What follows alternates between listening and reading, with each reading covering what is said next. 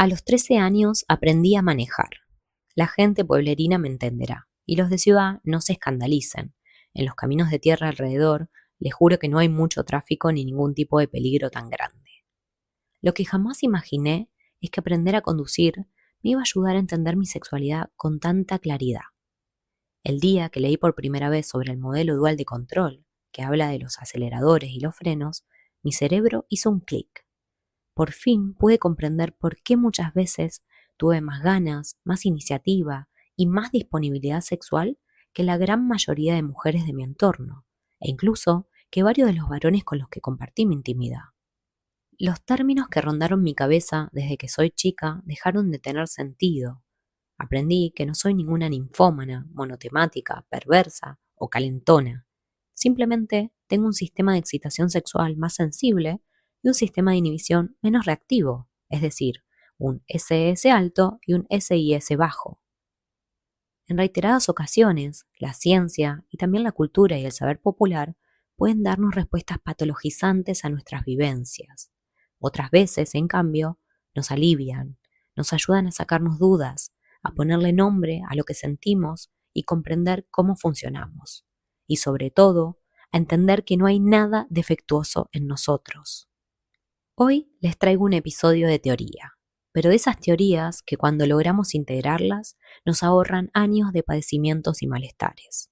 Deseo con todo mi corazón que luego de escuchar este capítulo dejes de compararte, de creer que hay algo malo en vos y empieces a mirar tu sexualidad tal como es, tan tuya y única como ninguna otra.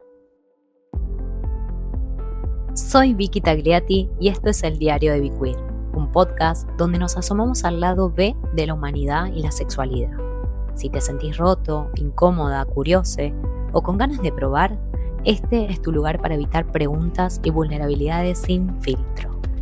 La pregunta hoy es, ¿estás intentando acelerar mientras el freno sigue puesto?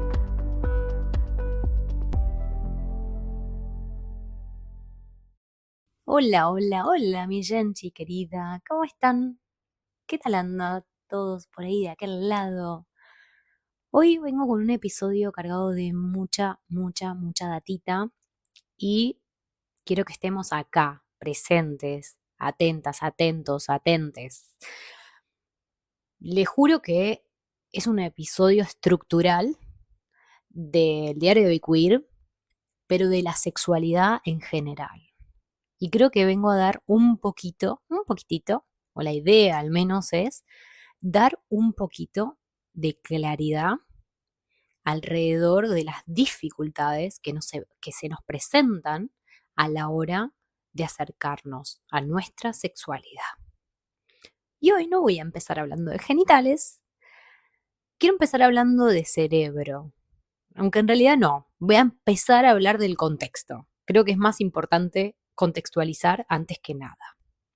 Voy a nombrar muy mal al autor de una teoría, pero a mí me gusta mucho este señor y es un filósofo contemporáneo que se llama Byung-Chul Han. Es subcoreano, así que el nombre claramente no me va a salir con esa pronunciación, pero bueno, Han lo que dice es que hoy en día vivimos en lo que él llama la sociedad del rendimiento, que ya no hay una sociedad que nos prohíbe y que nos dice no podés, sino que ahora hay una sociedad que nos dice constantemente que sí podemos y que deberías, ¿no? Entonces, según este hombre, en el siglo XXI estamos atravesados por cambios constantes que no hace falta ni siquiera dar cuentas de esa información, ¿no? Es exceso, saturación de información y la presión que tenemos permanentemente de producir más, de optimizar todo, de mostrarnos, de, bueno, básicamente estar al día con todas las necesidades actuales.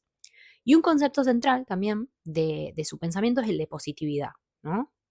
No en el sentido bueno de la palabra u optimista, sino que la positividad en este caso para él es la idea de que todo es posible si hacemos lo suficiente, ¿no? Es este mensaje que hay detrás de esa happycracia, esa felicidad constante aparente que deberíamos estar teniendo. Y todo va a depender nada más y nada menos que de nuestro esfuerzo, ¿no? Entonces, si no llegamos es porque no hicimos lo suficiente, que esta idea yo creo que ya la he dejado bastante en claro en otros de mis podcasts. Y esta lógica del todo es posible nos empuja a una actividad constante, ¿no? En todas las áreas de nuestra vida, en el trabajo, en el estudio, el cuerpo, el ocio, y como no podía ser de otra forma, en nuestra sexualidad, claro es. Entonces, acá ya no hay alguien externo que nos obliga a hacer cosas, sino que ya directamente nos autoexigimos, nos autoexplotamos en todas las áreas de la vida, ¿no? Y cuando esta lógica del rendimiento entra en la intimidad, el placer deja de ser una experiencia y se convierte en evaluación. Entonces, todo el tiempo vamos a estar haciendo, produciendo, resolviendo, optimizando. Rendimos en el trabajo emocionalmente, en redes, porque claramente también pasamos al plano de lo digital y también ahí tenemos que rendir. Físicamente también, ahora todos los cuerpas, tenemos que estar impecables bajo el famoso apartado de que es salud. Bueno, no sabemos hasta qué punto es salud o no. Y aunque también no lo digamos en voz alta, rendimos sexualmente. Entonces, el problema es que nuestro cerebro humano no está diseñado para vivir en evaluación constante. Imagínense si esa evaluación constante la hacemos nosotras mismas, nosotros mismos, bueno, ya acá estamos en una exigencia sostenida donde nuestro sistema nervioso entra en un modo alerta crónica. No es un estrés explosivo, es un estrés más de fondo, una tensión leve, o sea, no tiene tanta intensidad quizá, pero es persistente, ¿no? En nuestro cerebro va a estar en un modo alerta, aumentando la rumiación, que son esos pensamientos constantes y bucles que no puedo parar, aumentando la anticipación, muchas veces relacionado con la performance, con el desempeño, aumenta la vigilancia, ¿sí? Estoy a la espera de a ver si pasa algo, y disminuye obviamente la presencia. ¿Qué pasa? Que en la sexualidad, en cambio, vamos a necesitar algo muy distinto, todo distinto. Vamos a necesitar seguridad, disponibilidad mental y física y cierta sensación de no urgencia. Entonces va a aparecer también algo fundamental. No es que no tengamos deseo para llevar a cabo ciertas conductas sexuales, es que tu mente está ocupada sobreviviendo a toda la vorágine de esta actualidad. Vamos a pensar un poco también en nuestras actitudes sexuales. Yo quiero que lo pensemos desde una fórmula que aprendí hace poquito y que creo que tiene mucho sentido, de que la actitud es igual a nuestro juicio interno por la emoción más la conducta. Y los pensamientos vendrían a formar parte de esos juicios. Hoy quiero que nos enfoquemos un poco en esta partecita, en esas voces que nos van narrando lo que está pasando y que anticipan lo que podría pasar. Algunos de esos pensamientos pueden ser circunstanciales, es decir, bueno, estoy cansada, nuestros hijos, padres podrían escucharnos porque estamos en una habitación cerca de la otra, o mañana tengo una reunión y estoy claramente pensando en eso. Y otros están sostenidos por creencias más profundas, que no es el objetivo. En este caso, en este capítulo no lo voy a abordar tanto, ¿no? Pero quiero que nos quedemos con esta idea, que el circuito es simple, pero es muy potente. Se compone de un pensamiento que lleva una emoción, lo cual deriva en una respuesta corporal y luego en una conducta. Para ponerlo en ejemplos más fáciles, porque a veces nos cuesta diferenciar qué es cada cosa, si pienso, por ejemplo, esto es riesgoso, hablando de una actividad sexual, por ejemplo, nos va a surgir la emoción de siento miedo. ¿Qué va a pasar con mi cuerpo? Se tensa. ¿Y qué es lo que hago? Evito la situación. Otro ejemplo. Estoy horrible hoy. Eso es lo que me digo internamente. ¿Qué siento? Vergüenza. ¿Qué le pasa a mi cuerpo? Se desconecta. ¿Qué hago? Actúo pasivamente y me paralizo. ¿Bien? O, por ejemplo, en relación a la performance, al rendimiento, se nos viene un pensamiento en relación a tengo que hacerlo bien, siento presión, me autoobservo, ¿sí? Estoy en ese estado de autoobservación y lo que voy a hacer es perderme mi excitación. Importantísimo esto, porque la mente no es neutra en la sexualidad, sino que es la protagonista. El órgano sexual más importante de los seres humanos es sin duda nuestro cerebro.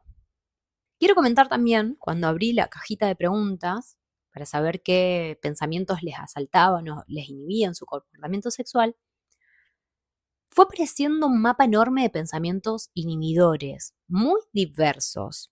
Quiero ordenarlos porque no son lo mismo, aunque se sienten parecidos y creo que pueden actuar de manera similar. ¿Sí? Claramente hay un patrón que se puede ir repitiendo.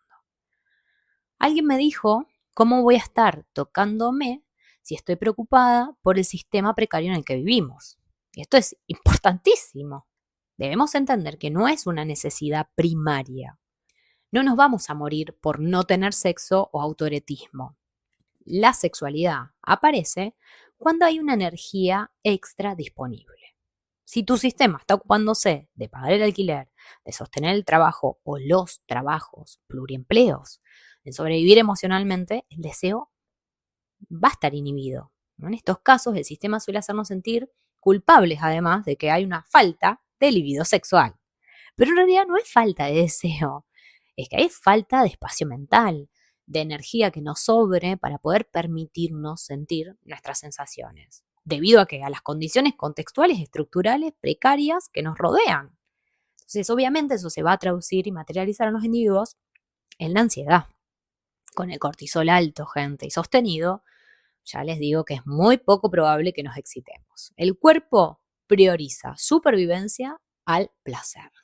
Después hay otra persona que me comentaba que se masturbaba pero que no tenía sexo porque las personas que le gustan están fuera del país. Aparece algo clave acá, que el deseo no es solamente genital, me toco y ya. ¿No? Es contextual, es relacional, es interpersonal. O sea, puedo disfrutar de mi cuerpo solo, sola, pero también el deseo vincular necesita una reciprocidad, una presencia real junto a una otra persona. Entonces a veces no es que falta de ganas, es falta de que hay alguien con quien realmente quiera compartir ese momento. Otro de los pensamientos también que venía es que cuando me veo feo no puedo conectar o tengo complejos con mi cuerpo, que quizá no era más un pensamiento, sino bueno, un sentimiento en general con respecto a la propia autoestima corporal. Entonces, la autoobservación constante es uno de los mayores inhibidores sexuales. Cuando yo estoy pensando en cómo me veo, dejo de sentir cómo me estoy sintiendo, ¿sí? A nivel corporal y lo que estoy sintiendo, esas sensaciones que siente mi cuerpo. El cerebro cambia del modo de experiencia al modo de evaluación. Y la excitación necesita experiencia, no estar viendo cómo yo misma me estoy testeando y poniendo, ¿no? a la merced de si está bien o no está bien mi cuerpo. Entonces la vergüenza también activa ese sistema de inhibición. Por otro lado, hay vínculos que potencian o inhiben. Alguien me dijo, no puedo estar con alguien que no me valora, que no me entiende, que me corta las alas. El otro no es neutro, puede ser un detonante de inseguridad o incluso puede ser regulador emocional. Un vínculo presente, amoroso, que escucha, que valida, desactiva frenos profundos, pero uno que juzga, critica o invalida, los activa. La vulnerabilidad es poderosísima. Como yo ya les dije en el episodio de la fuerza de la vulnerabilidad, somos el arma que nos destruye y al mismo tiempo el antídoto que nos conecta. Y también me llegó un mensaje, un testimonio del que quiero hablar con la máxima responsabilidad y cuidado que este tema merece. Una persona que agradezco públicamente su confianza y la valentía de poder ponerlo en palabras escritas, me contó que sufrió abuso sexual infantil. Quiero decir que yo no soy experta en este tipo de casos y que es importante acudir a profesionales de la salud mental, psicólogos, psicólogas, psiquiatras, especialistas en trauma y en abuso sexual, y que actualmente hay una técnica que es MDR, de sensibilización y reprocesamiento por movimientos oculares, que es una de las terapias más efectivas y recomendadas en este tipo de casos. Y hecha esta aclaración, sí quiero que se entienda que cuando una persona vivió abuso sexual infantil, el sistema nervioso aprendió que el contacto puede ser peligroso. Y el sistema de inhibición se va a volver hipersensible. Y esto puede expresarse como la imposibilidad de relajarse, evitar todo tipo de contacto con la sexualidad, disociarnos, desconectar de nuestra respuesta sexual o desconocerla, fingir disfrute u orgasmos, tener sexo por obligación, sentir frialdad, tener una actitud pasiva, sentir vergüenza persistentemente, o incluso que el cuerpo no me deja sentir, ¿no? Y eso no es una falla, es adaptación. El cuerpo aprendió nada más y nada menos que debía protegerse. Si este es tu caso, quiero que sepas que no estás rota ni roto, nada de lo que pasó fue tu culpa y jamás tendrías que haber vivido este tipo de situaciones. Y me gustaría explicar algo más en relación a esto, y es que el sistema nervioso también aprende seguridad. Tal como es el caso de la persona que dio su testimonio, cuando por ejemplo pudo hablar con su pareja actual, cuando hubo escucha activa del otro lado, presencia y amorosidad, comenzó un proceso de reconocimiento y de resignificación de su sexualidad. El otro puede ser un detonante, como dije antes, o también puede ser el refugio que nos cobije y nos devuelva un poquito de calma. Y frente a todas estas cuestiones que van surgiendo y como han visto son disparadores, pensamientos, rumiaciones constantes que nos abordan, nos atacan y que parece que no pueden irse, quiero dar un marco teórico en relación a qué es lo que puede estar sucediéndonos. Creo que esto organiza todo para que le demos un poco más de claridad al caos y a la confusión. Hoy quiero presentarles el modelo de control dual de Eric Hansen y de John Bancroft, desarrollado también en el libro de Tal como eres, de la sexóloga Emily Nagoski, también en el de Deseo, de la licenciada Cecilia C., que si no la siguen, vayan a seguirla porque es mi referenta básicamente en temas de sexualidad. Se plantea desde este modelo que la sexualidad funciona como un auto y tenemos dos sistemas independientes. Por una parte, vamos a tener un sistema de excitación sexual, el CES, podríamos decir, y que es básicamente nuestro acelerador. ¿Qué va a hacer? Buscar estímulos sexuales constantemente, olores, gestos, pensamientos, fantasías, recuerdos, y que va a enviarnos señales del cerebro a los genitales para poder conectarnos con esa experiencia. Y son todas las razones por las que yo sí tendría conductas de autoerotismo, sexo con otras personas. Y por otro lado, nos vamos a encontrar con el sistema de inhibición sexual, el CIS, que son los frenos. Y son básicamente todas las señales que nos desconectan de la experiencia. ¿Qué va a hacer este sistema? Detectar amenazas, peligros, riesgos, y nos vamos a encontrar con dos tipos de frenos. El freno del pie, ¿sí? Que son cuestiones más momentáneas, como por ejemplo un miedo a una ITS, no estar solos en casa, ¿no? Y ese miedo que me asalta porque sé que pueden llegar a alguien, las tareas pendientes del día, el estrés puntual de una situación que ocurrió. Y por otro lado tenemos el freno de mano, que ese sí tiene que ver con temas un poco más profundos, como por ejemplo el trauma, nuestra imagen corporal, la ansiedad de desempeño, historias de violencia, creencias internalizadas. Y el sistema de inhibición, que es este último, el de los frenos, es adaptativo. ¿Qué función viene a cumplir? Protegernos. ¿Por qué? Porque estamos detectando esas señales como peligros, como amenazas. Y cuando ese sistema está hiperactivado, bloquea el deseo. A modo de resumen, vamos a pensar en sistema de excitación como los aceleradores, es decir, los buenos motivos para tener una conducta sexual. Y el sistema de inhibición, que van a ser los frenos, los buenos motivos para no tenerla. Y muchas, pero muchas de las dificultades sexuales que llegan a consulta y las que evaluamos y las que podemos analizar también a partir de nuestras propias vivencias, están dadas por el desequilibrio que ocurren en estos dos sistemas. Y el tema es que la industria sexual, nos va a vender aceleradores constantemente, ¿no? Más técnicas, más juguetes, más tips, ¿no? Todos tenemos en mente 5 tips para mejorar tu vida sexual en 3 días. Bueno, chiquis, déjame decirles que no funciona así. Todo eso lo hacen para potenciar y maximizar supuestamente tu vida sexual, pero clean caja para el mercado. O sea, esto es un engaña pichanga. Entonces necesito que escuchen bien esto. La mayoría de los problemas sexuales no son falta de aceleradores, son excesos de frenos. Si el freno está apretado, vos podés acelerar todo lo que quieras en el auto. ¿Se va a mover? No, no se va a mover. Las personas que manejan esto lo tienen clarísimo. Estamos desconectados porque nos van asaltando todos esos pensamientos y esos sentimientos que nos informan de que ahora no es un buen momento para calentarnos. Y eso es funcional probablemente para nosotros y para nuestra conducta general integral. Y acá algo nuclear. La ansiedad es el mayor enemigo de la excitación. Quiero que se queden con este mensaje. Y también quiero comentarles otra cuestión. Emily Nagoski, la autora que les dije del libro de Tal como eres, dice en su libro que los genitales de todas las personas están formados por las mismas partes organizadas de distintas maneras.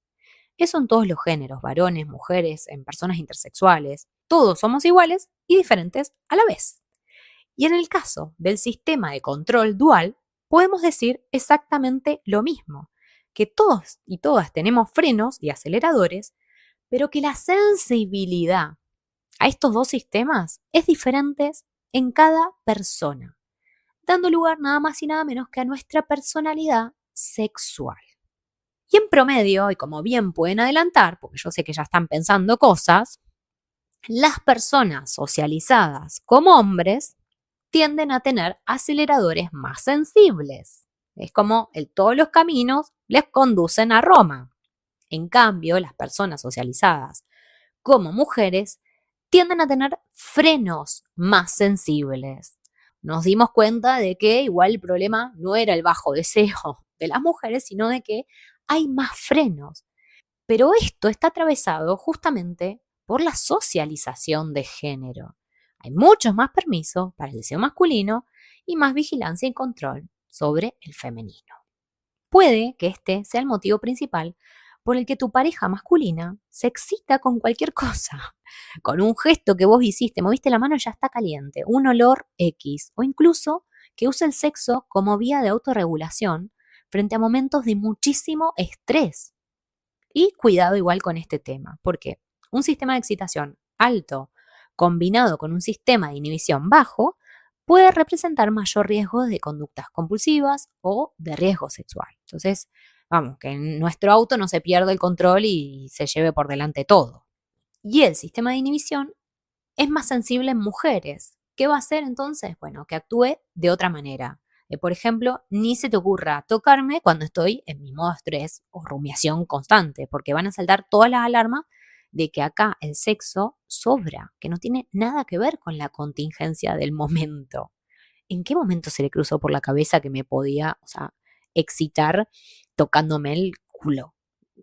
Esas reacciones, ¿no? Y yo estoy en mi momento de pensar en toda la cantidad de cosas que tengo que hacer. Cabe aclarar además que un sistema de inhibición alto es el que más se relaciona con problemas sexuales, tanto de deseo, de excitación y de orgasmo. No obstante, y acá va un dato muy importante, hay más variación dentro de cada grupo que entre grupos. Es decir, los sistemas van a variar más entre personas del mismo género, dentro de los varones, por ejemplo, varón con varón, mujer con mujer, que comparando varón y mujer. Pero en realidad no es binario, porque es un continuo, como la gran parte de las cuestiones en esta vida.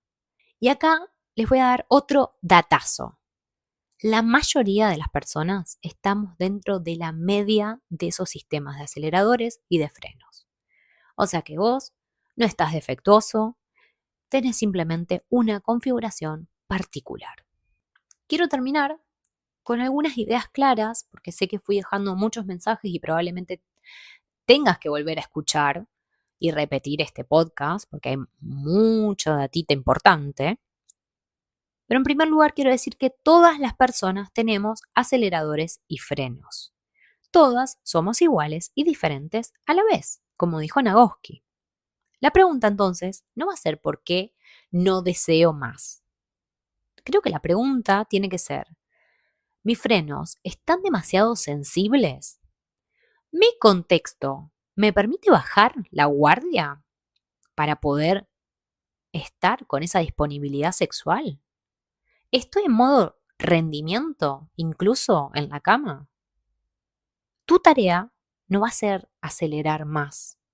El desafío va a estar en entender tu propio sistema y aprender, con paciencia, a levantar los frenos. ¿Cómo hacerlo? Bueno, eso se los voy a dejar para un próximo episodio. En el capítulo de hoy hablamos de frenos y aceleradores, pero no en abstracto.